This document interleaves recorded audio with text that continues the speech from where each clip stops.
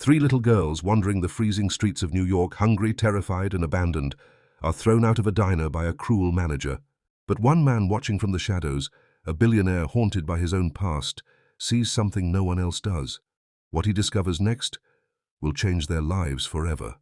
Would you risk everything to save strangers? Stay tuned. This story will leave you speechless. Before we dive into today's story, I want to know, where are you watching me from? And what's the time there right now? Drop it in the comments. Snow howled through the narrow New York streets that December night, the kind of wind that pierced through even the thickest coats, but for Bella, Leah, and Maya, there was no such protection, only threadbare jackets that clung to their shivering frames. Their shoes, worn down to thin soles, squelched with icy water, and each step left behind footprints filled instantly with snowflakes that swallowed every trace of their struggle. Bella tried to keep her chin high, pretending not to notice how Leah kept wrapping her arms around herself or how Maya's lips had turned nearly blue. But deep inside she felt the crushing weight of being only 8 years old and already a shield for her sisters. Leah walked a half-step behind, her sharp eyes scanning the shadows as though danger lurked in every alley, suspicion carved into her face not by choice, but by years of learning the world's cruelty too early. Little Maya clutched her ragged doll so tightly that her knuckles turned white, whispering to it softly, as if it were a guardian angel, her only friend who never turned them away, her tiny voice trembling with promises that everything would be okay, though she herself barely believed it. Hunger gnawed at their insides like a cruel beast, each pang sharper than the last, but still they pressed forward, because stopping meant freezing, and freezing meant dying on a night when no one in the city seemed to care. Suddenly, the golden glow of a diner window cut through the snowy darkness, a beacon of warmth that made their feet move faster despite exhaustion.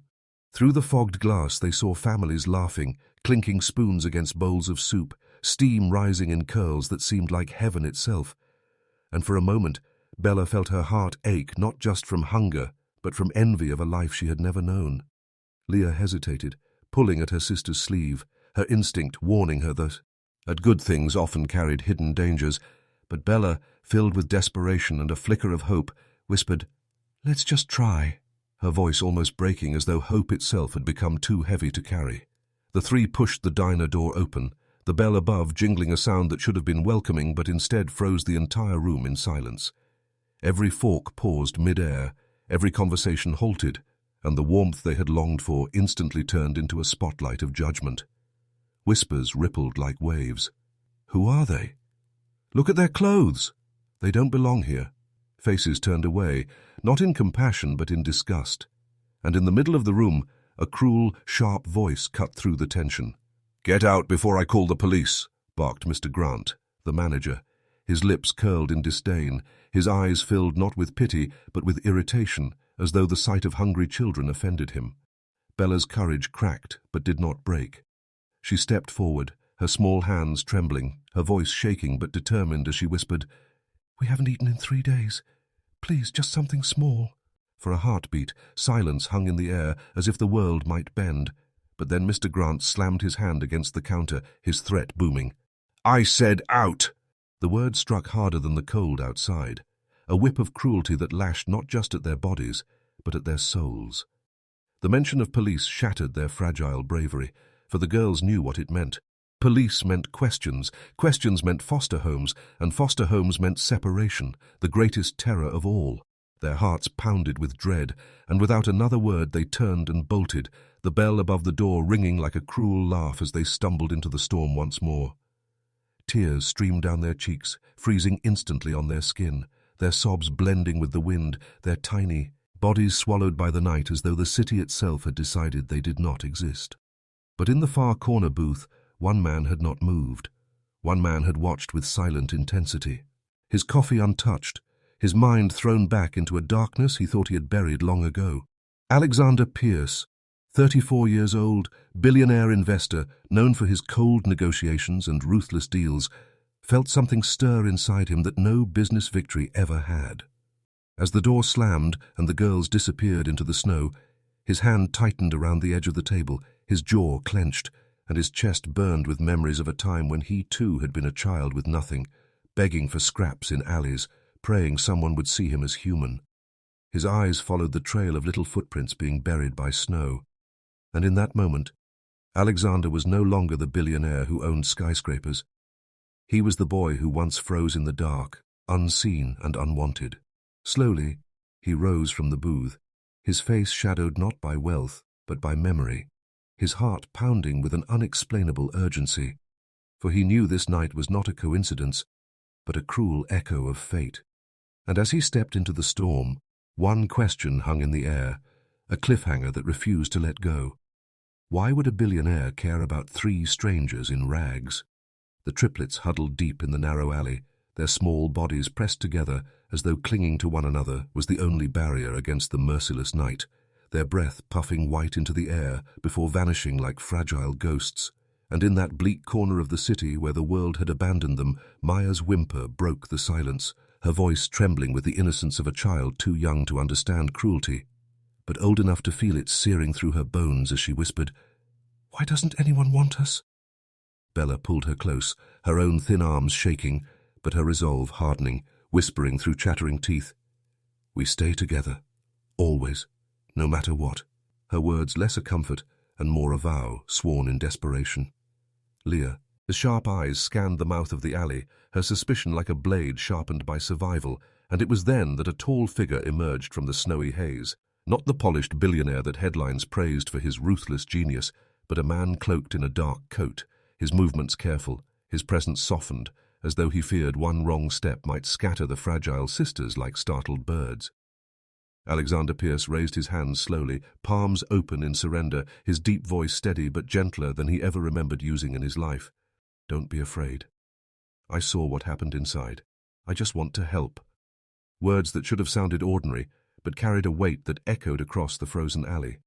Bella instinctively stepped in front of her sisters, her small frame squared like a warrior who had fought battles she never asked for, her voice low but fierce despite the tremble in her breath. "No one helps for free." Her suspicion carving through the night with a power that made Alexander pause. The billionaire's throat tightened as memories clawed back from the shadows, images of himself at their age, curled up on park benches, shivering under newspapers, begging strangers for bread only to be kicked aside like trash. And for the first time in years, the armor of wealth and power cracked as he confessed words he had never dared share in public. His voice unsteady, yet filled with raw truth. "When I was your age, I slept on benches. I begged for food. I thought I'd die there, invisible to the world, until one stranger saw me and gave me a chance. I swore that if I ever had the power, I would do the same for someone else." And though his confession hung heavy in the freezing air, the girls' eyes did not soften instantly, for trust was a treasure they could no longer afford to give freely. Leah's gaze darted between him and the snowy street, her instinct screaming, both danger and hope, torn between the urge to run and the yearning to believe, while Maya clutched her ragged doll tighter, her wide eyes shimmering with a fragile kind of wonder at the thought that maybe this man's pain was not so different from theirs. Silence stretched long, broken only by the howl of the wind through the alley, and in that silence, Alexander's heart pounded as though every second of waiting would determine the course of his life as much as theirs. Finally, Bella spoke again, her eyes narrowing, her voice sharp but quivering at the edges of her resolve. "If you're lying, we'll run." And though her words were meant as a threat, Alexander heard in them not defiance, but the echo of a child desperate to survive. And in that moment he realized that this was not about whether he could save them. It was about whether he could prove himself worthy of their fragile trust. Alexander didn't push forward with desperate promises or empty reassurances. Instead, he stood steady in the swirling snow, his breath rising in quiet clouds, his gaze holding Bella's with patience. And in that stillness, something shifted, the trembling in her shoulders easing as though his silence carried a strange kind of safety, until at last her grip around her sisters loosened, her small hand falling gently against Leah's sleeve as if to say, "We'll risk it, just this once."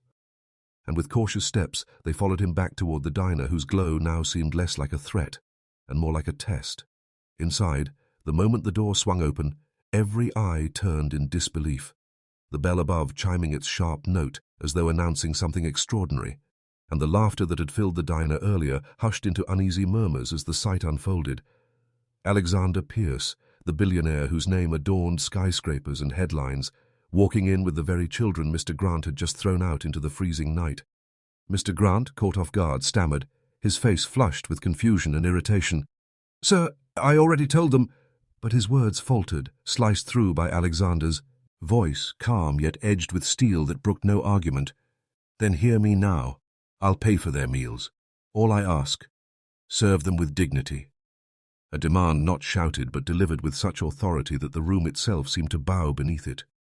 Whispers rippled through the booths, forks clattered softly against plates, and recognition swept the crowd like fire when someone hissed, "It's him. It's Alexander Pierce."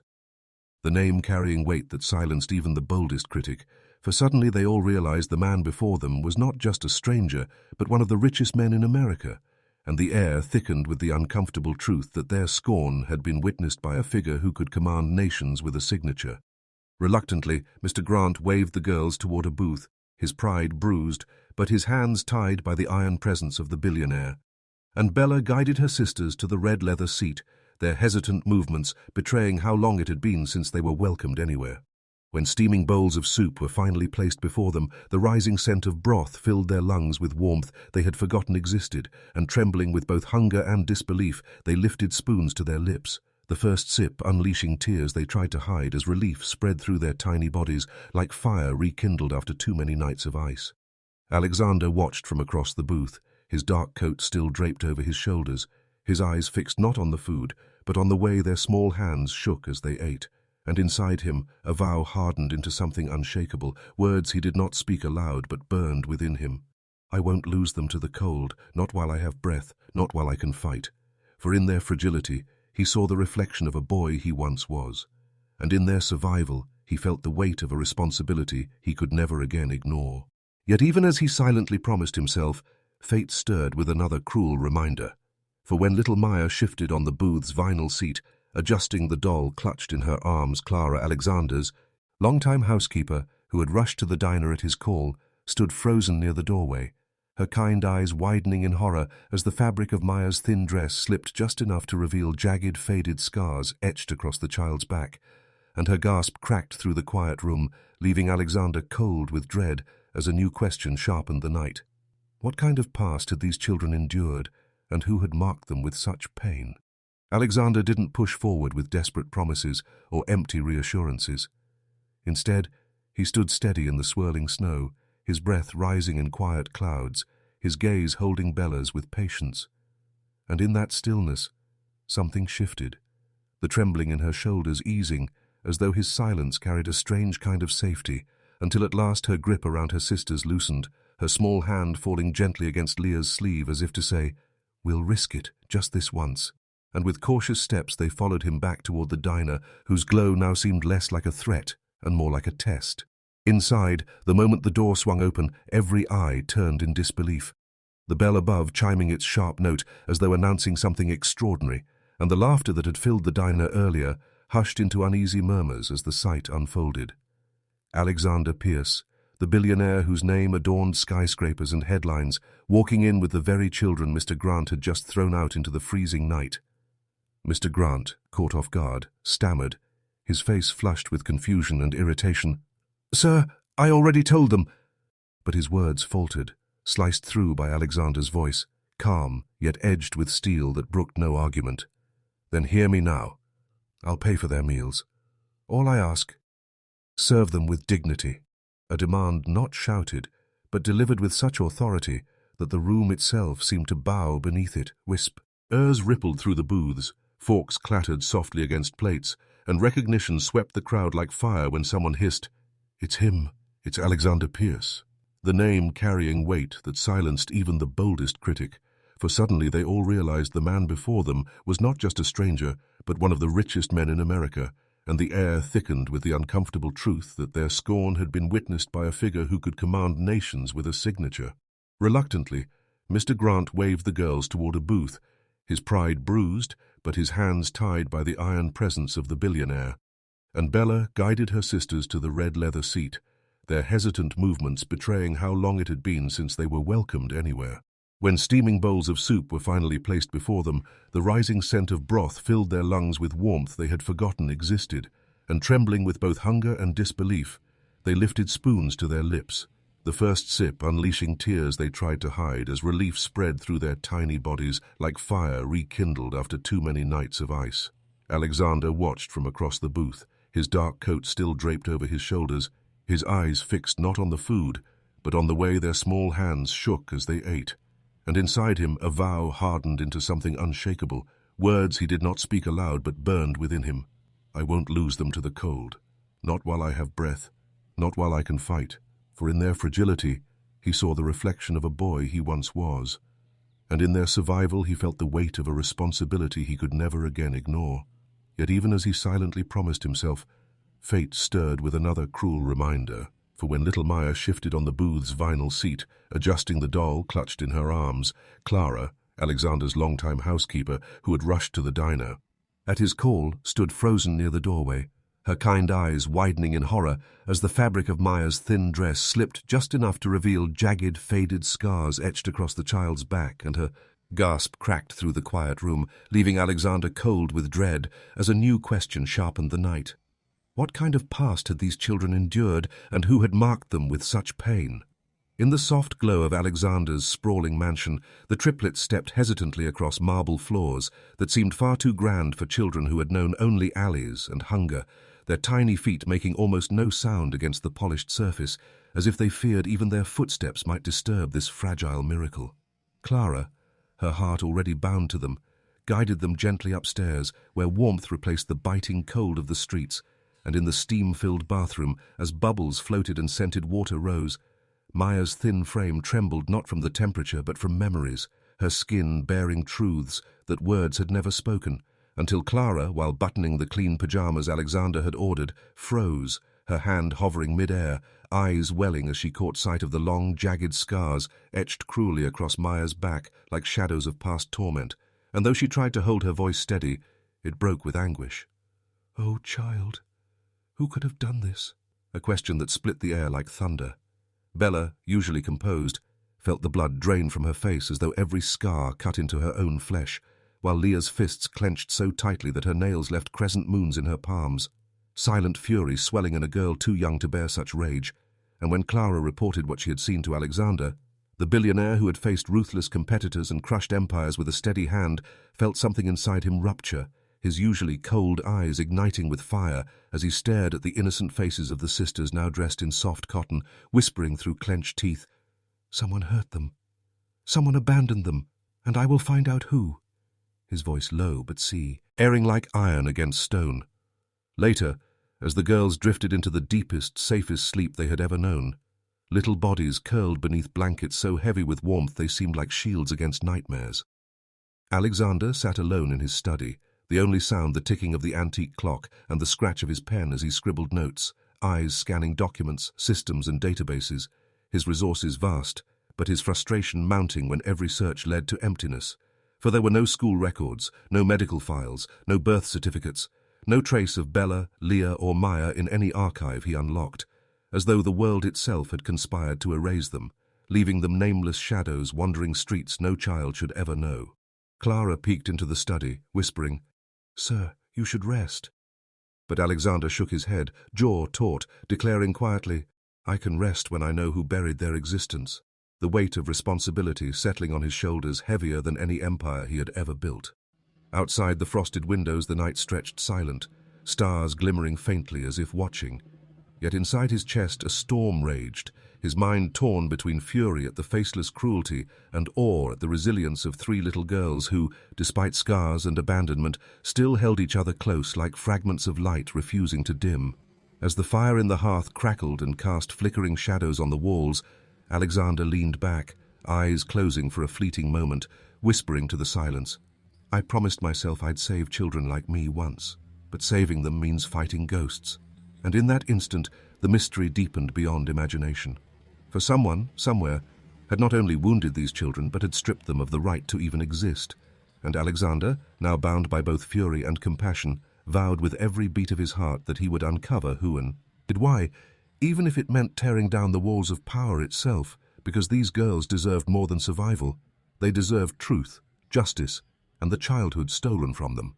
Morning light spilled, like liquid gold through the tall windows of the mansion, warming the polished oak floors and filling the air with the scent of freshly baked bread, sweet fruit, and sizzling bacon, a world so different from the freezing alleys they had called home.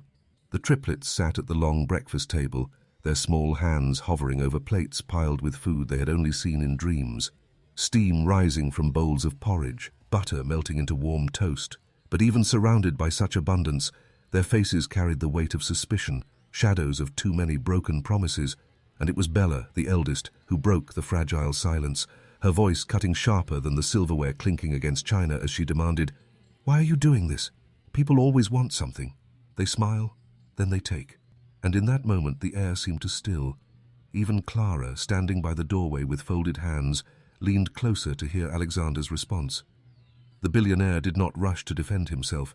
Instead, he lowered his fork slowly, met Bella's guarded stare, and with a quiet steadiness that carried the weight of hidden scars, he confessed, "Because once, I was you."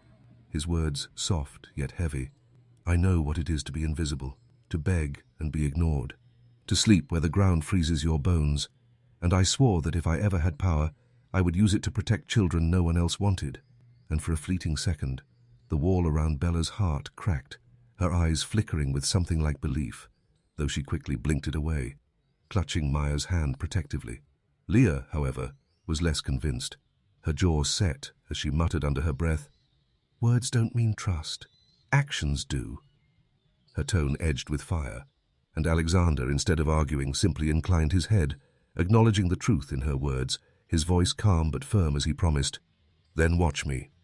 3 simple words that hung in the air like a vow, words that seemed to wrap around the frightened children more securely than the finest blanket.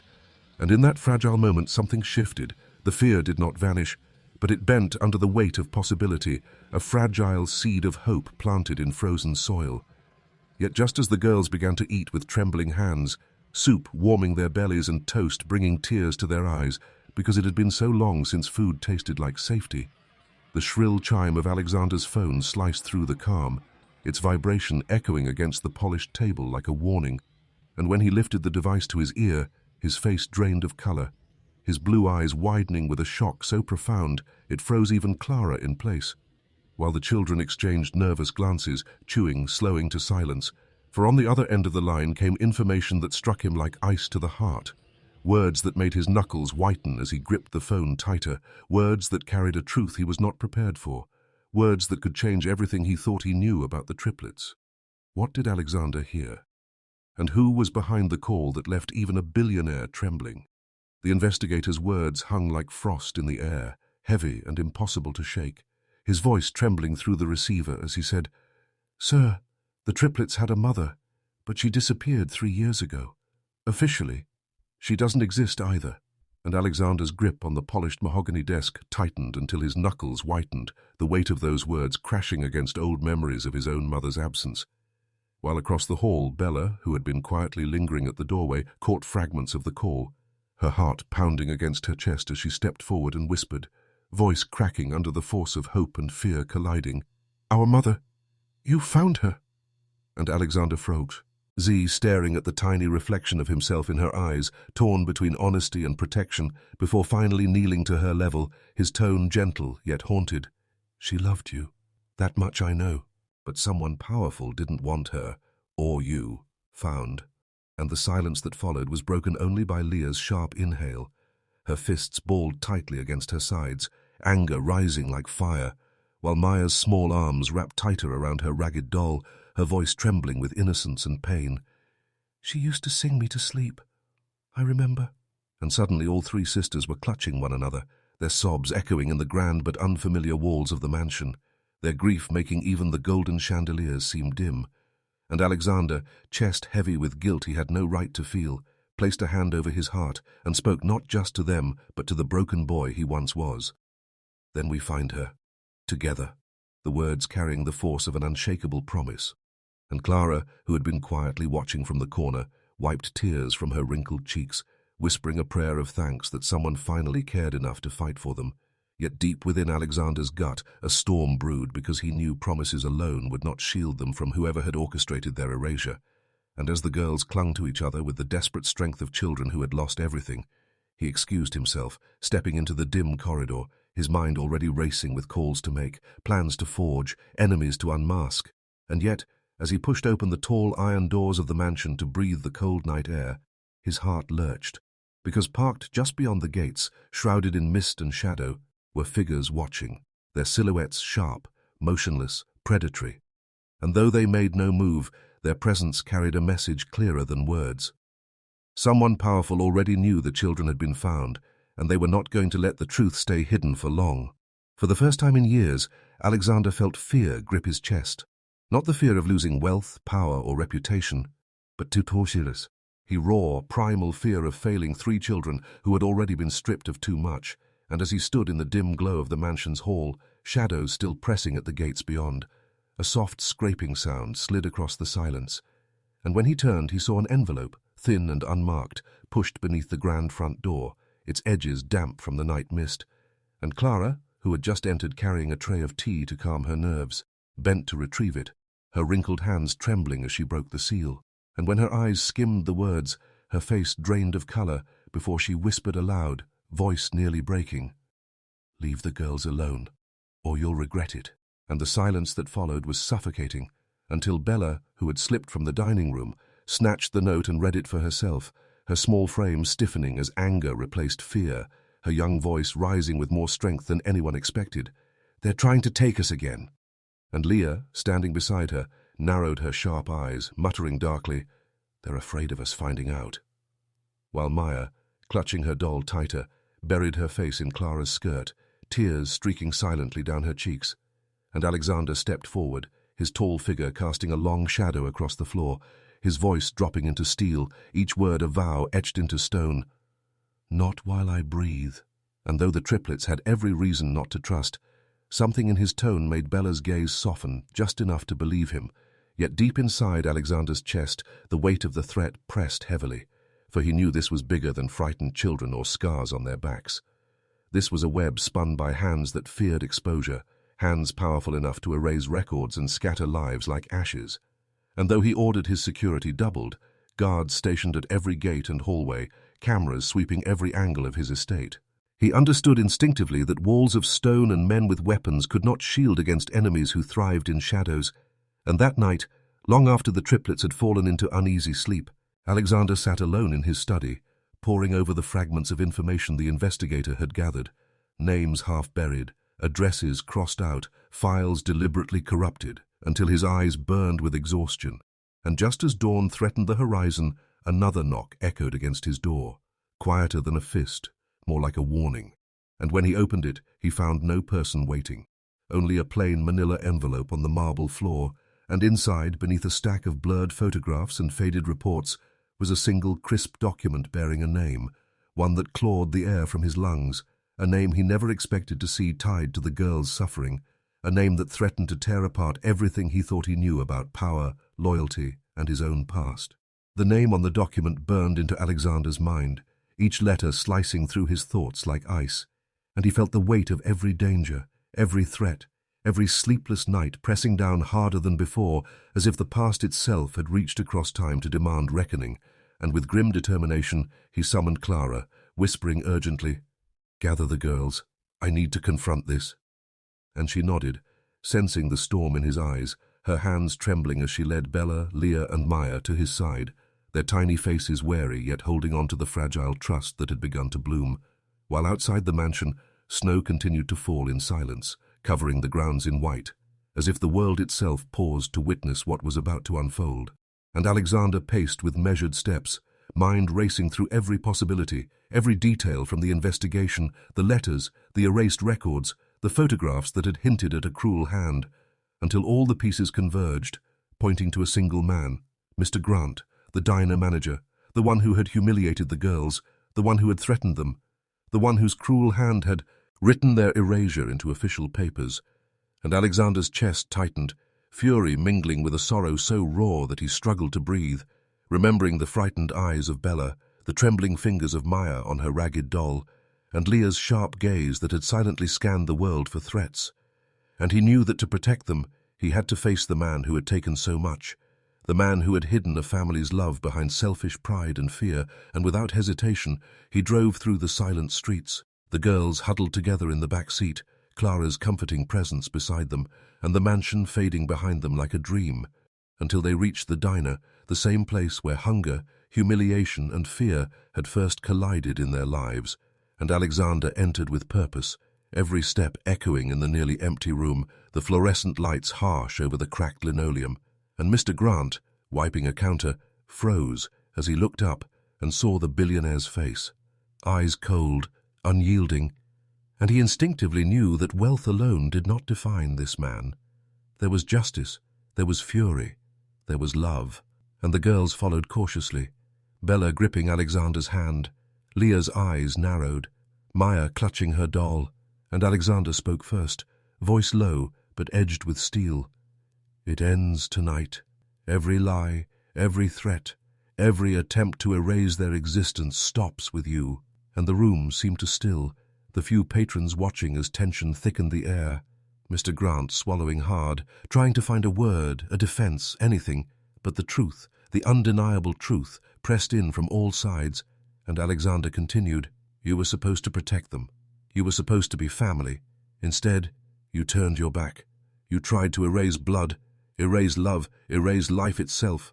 And the words struck Mr. Grant with the weight of every sleepless night the girls had endured, at every empty stomach, every tear that had frozen in the winter air, and he stammered, weak, it was—" But no excuse could stand against the storm of righteousness in Alexander's eyes, and Bella, brave beyond her years, stepped forward, voice quivering but strong. "Why? Why did you try to make us disappear?" And Leah, standing beside her, added, "You don't get to decide who gets love," while Maya, her small frame trembling, whispered, "We just wanted our mummy."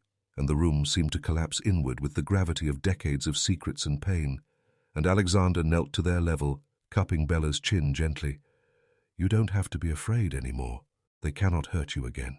And Mr. Grant's shoulders slumped, the fight leaving him, replaced by a hollow acknowledgement that he had been defeated not by force, but by courage and love. And Alexander, voice softening, said, "You erased their past, but I will rebuild their future." Then turning to the girls, he added, "From this moment on, you are safe, you are loved, you are family." And Bella's eyes glistened. Leah's posture relaxed for the first time in years, and Maya leaned into Alexander, her doll tucked under her arm, whispering a soft, "Thank you," while tears streamed down his own face, a release of grief, relief, and an overwhelming sense of purpose. And together they left the diner, the snow outside reflecting the early morning light like a promise of hope, returning to the mansion where warmth, laughter, and life awaited, Clara bustling to prepare the house, setting a Christmas tree aglow with twinkling lights, ornaments sparkling like tiny stars, while the girls explored rooms they had never imagined, Bella tracing the edges of a sofa, Leah's fingers brushing the smooth banister, Maya curling up under a blanket, finally safe, finally seen. And Alexander watched, heart swelling, whispering to himself, "They've given me something greater than all my wealth, a reason to live, a reason to hope, a family to protect."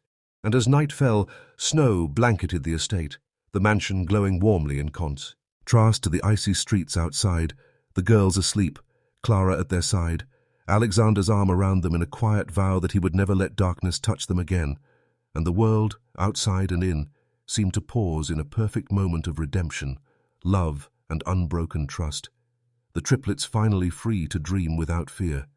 And Alexander knew, as he gazed at their peaceful faces, that every tear, every hardship, every threat had led to this one truth. Love, care, and protection could rebuild even the most broken lives.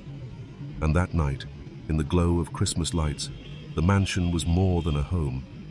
It was a sanctuary, a place where courage met kindness, and where the frozen hearts of the past were thawed by hope. And Alexander whispered softly into the quiet, "You are my family, and I will never let anyone take you from me again," as the snow fell softly outside, covering the city in white, a symbol of new beginnings, healing, and a life reclaimed. And the triplets slept soundly, their breaths even, hearts finally light, and the promise of tomorrow stretching endlessly before them, a tapestry of safety, warmth, and love, forever intertwined with the man who had seen them, believed in them, and rescued not just their bodies, but their souls.